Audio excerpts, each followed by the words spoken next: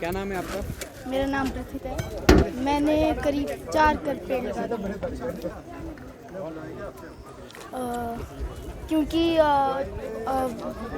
पेड़ों के बिना हम जी नहीं सकते। वो हमें हवा प्रदान करते हैं और हमें खाने पीने का सामान भी प्रदान करते हैं और यह हर एक व्यक्ति का कर्तव्य है कि उसे ज़्यादा से ज़्यादा पेड़ लगा के अपने पर्यावरण को बचाना चाहिए।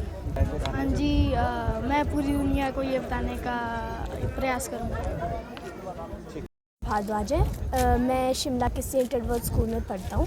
आज मैं यहाँ वृक्षारोपण अभियान में हिस्सा लेने के लिए आया हूँ। आज मैंने एक पेड़ प्लांट किया है।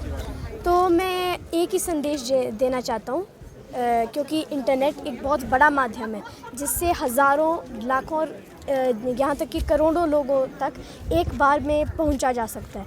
तो मैं इससे एक ही संदेश देना चाहता हूँ कि पेड़ लगाना और पेड़ धरती के लिए एक इनवैल्यूएबल रिसोर्स है जिनके बिना धरती पे इकोलॉजिकल बैलेंस बहुत हद तक डिस्टर्ब हो सकता है। तो इसलिए और जैसे पिछले साल ऑलमोस्ट 32,000 तक पेड़ शिमला में आपदा के दौरान गिरे थे। तो उस इतने बड़े लॉस को जिसे शिमला ने भुगता है, उस लॉस को हमें रिकवर करने की ज़रूरत है। इससे शिमला के अंदर ऑक्सीजन लेवल बहुत कुछ अफेक्ट हो सकता है इतने सारे पेड़ों के गिरने के कारण। इसके अलावा पेड़ मिट्टी को पकड़ के रखने का भी काम करते हैं जिससे मिट्टी गिरती नहीं है। और मैं बोलना चाहूँगा कि शिमला के अंदर अभी रैपिड कंस्ट्रक्शन और डिफॉरेस्टेशन चल रही है। इस चीज़ के अगेंस्ट ऐसे वृक्षारोपण अभियान बहुत कारगर उपाय हैं जिनके माध्यम से हम बहुत सारे पेड़ लगाकर उनका संरक्षण और उनकी देखभाल करने का हम सभी को अवसर मिलता है। शरण शर्मा है, मैं यहीं पे अरल में रहता हूँ पास में ही। तो हमारा तो रोज़ का ही शाम को घूमने के लिए यहाँ पे आते ही हैं। तो पता लगा कि यहाँ पे ऐसे ट्री प्लांटेशन ड्राइव कर रहे हैं। तो काफ़ी टाइम से यहाँ पे ट्री प्लांटेशन हो रही थी, पहले भी हमने 2-3 बार यहाँ पे की है। बट ये है कि फ्रीक्वेंट यहाँ पे जैसे आग लगती रहती है, बार बार हर बार गर्मियों में आग लगती है। इस बार भी काफ़ी भयंकर आग लगी थी यहाँ पे। तो इस बार इन्होंने इनिशिएटिव लिया है कि ब्रॉड लीफ प्लांट्स को इस बार तरजीह दी गई है। तो यहाँ पे ब्रॉड लीफ प्लांट्स लगाए गए हैं और इस बार काफ़ी बड़ी प्लांटेशन है। अप्रॉक्सीमेटली 1000 प्लांट्स हैं यहाँ पे जो लगाए जा रहे हैं। तो ये बहुत ही अच्छी बात है और हो सकता है आने वाले टाइम में हमें इसका अच्छा परिणाम देखने को मिले। सबसे पहले नमस्कार आपको कि आप हमारे इस कार्यक्रम को यहाँ पर कवर कर रहे हैं।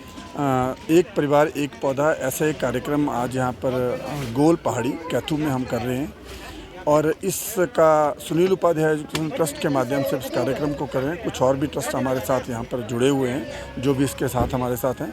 एक परिवार एक पौधा जो हमारा ध्येय ये है कि हम अपने इस पर्यावरण को सुरक्षित करें और एक परिवार एक पौधा ऐसी इस मुहिम में हम शामिल हों। और हर व्यक्ति करीब 500 परिवारों से ऊपर अभी तक हमारे पास यहाँ पर लोग आ चुके हैं जिन्होंने अपना अपना पौधारोपण किया है यहाँ पे।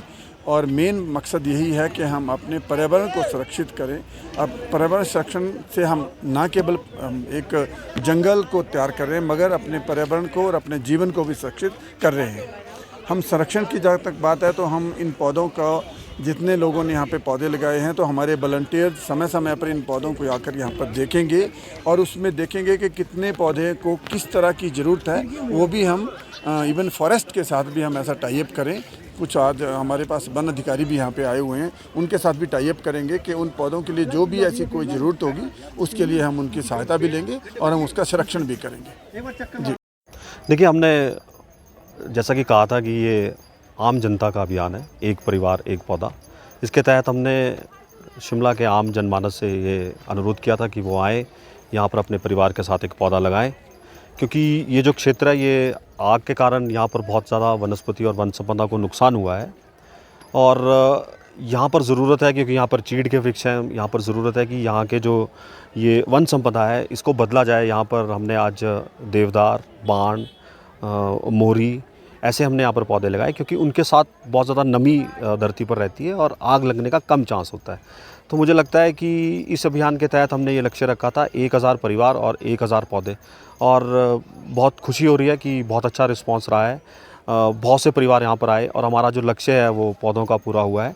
मगर इसके साथ साथ मुझे लगता है कि हमारा लक्ष्य तब पूरा होगा जब पौधे लगाने के बाद, क्योंकि हमने इस क्षेत्र को अडॉप्ट किया है, हमारा जो ट्रस्ट है उसने अडॉप्ट किया है, तो हम समय समय पर यहाँ पर आते रहेंगे और इन पौधों की जो ज़रूरतें हैं और यहाँ पर इनकी किस तरह से रक्षा की जा सकती है, उसके लिए भी हम समय समय पर यहाँ पर आते रहेंगे, ताकि अभी तो इसका कोई लाभ नहीं होगा, मगर आने वाले 20-25 सालों में जो नेक्स्ट जनरेशन्स होंगी उनको ये जंगल जो है वो हरा भरा लगेगा और हमें इस बात से नहीं डरना पड़ेगा कि यहाँ पर कोई आग जैसी घटना जो है वो हो सकती है।